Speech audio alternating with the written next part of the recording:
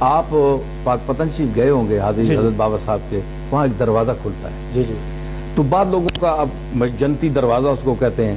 تو دوسرے جو فرقے کے لوگ ہیں وہ ہم پر اعتراض کرتے ہیں کہ رسول اللہ صلی اللہ علیہ وسلم کے سارے دروازے ہیں حرم شریف کے، وہاں کوئی دروازہ جنتی نہیں ہے، تو یہ تم نے ایک اپنے بزرگ کا جنتی دروازہ بنا لیا، کیا یہاں سے جو گزر جائے بس جنتی ہے، جو مرضی کرے؟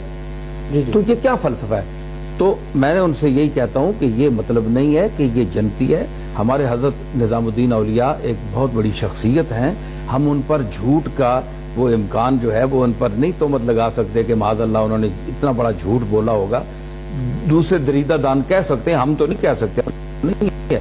تو اتنا بڑا شخص کہہ رہا ہے کہ میں نے رسول اللہ کو کی زیارت کی، بابا فرید کے اس دروازے پر کھڑے تھے اور وہ فرمایا کہ من دخل هذه الباب امنا، جو اس دروازے سے داخل ہوا وہ امن میں آ گیا۔ تو امن کا یہ مطلب نہیں ہے، تو امن کے لفظ کی تعبیر انہوں نے کر لی کہ یہ جنت ہے۔ تو اب یہ تو نہیں ہے کہ جو اس دروازے سے جو کچھ کر کے آیا چلو تائب ہو گیا، اللہ کی بارگاہ میں بابا صاحب سے معافی نہیں مانگنی، معافی اللہ سے مانگنی ہے، کیونکہ اعمال کا معاف کرنے والا بابا صاحب یا کوئی اور بزرگ نہیں ہے، اللہ ہے۔ اللہ سے معافی مانگ کے بابا صاحب کے دروازے پر سے گزرے اور یہ کہے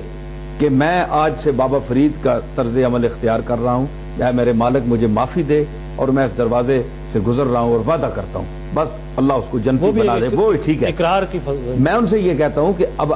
جو کہنے جی جنتی ہے، جو کچھ باہر نکل کر پھر جو بھی عمل کرے وہ جنتی ہے بہرحال، تو میں ان سے کہتا ہوں کہ قرآن مجید، یہ تو آپ نے دروازہ حضرت نظام الدین اولیاء کے حوالے سے اس کو آپ کہتے ہیں نا، تو جو قرآن مجید میں ہے من دخلہ کان آمنا، قرآن نے بیت اللہ شریف کے لیے کہا کہ جو اس گھر میں داخل ہوا وہ امن میں آ گیا، وہی لفظ امن والا، مکہ کے موقع پر حضور کا یعنی جو حضرت نظام الدین نے کو حضور نے فرمایا نا، یہ کشفی ایک حدیث ہے،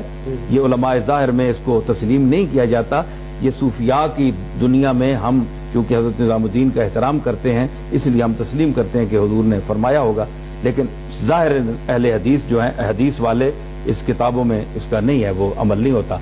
تو یہاں بھی لفظ آیا کہ وہ امنا، کہ من دخل هذه الباب امنا، جو فرید کے اس دروازے سے داخل ہو گیا وہ امن میں آ گیا۔ تو قرآن مجید بھی کہتا ہے من دخلہ کان آمنا، جو بیت اللہ میں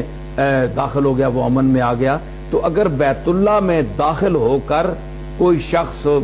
حج کر کے بعد میں وہی چوری چکاری کرے، بدکاری کرے، فسق و فجور کرے، دنیا کا ہر برائی کرے، تو کیا وہ جنتی ہوگا؟ کوئی عالم فتویٰ نہیں دے گا کہ وہ جنتی ہے، حالانکہ بیت اللہ میں چلا گیا اور قرآن نے کہا کہ وہ امن میں آ گیا، اس کے باوجود وہ جنتی نہیں ہے کیونکہ اس کا عمل غلط ہے۔ تو اگر بیت اللہ میں جا کر کردار ٹھیک نہ کرنے کی صورت میں جنتی نہیں ہو سکتا، تو بابا صاحب کے دروازے سے گزرنے سے جنتی کس طرح ہو سکتا ہے انسان، جب تک بابا صاحب کے کردار کو نہ اپنائے۔ بڑی محبت